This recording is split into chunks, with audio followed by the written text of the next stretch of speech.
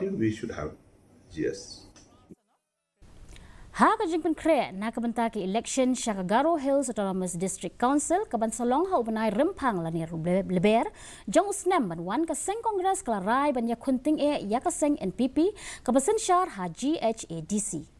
Ka working president Joko Kongres ha Meghalaya ka Deborasi Marak kalong baka seng kalapen bet thamai la dia na kabanta ban Pynkhreh bad ban ai ya kajing Ïakhun ka Tyngeh.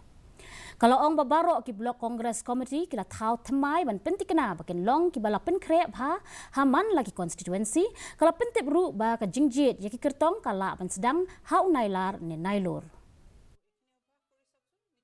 Every block we have already constituted BCCs, and under BCCs we are percolating down to the grassroots level, polling booths level, to strengthen the party organization.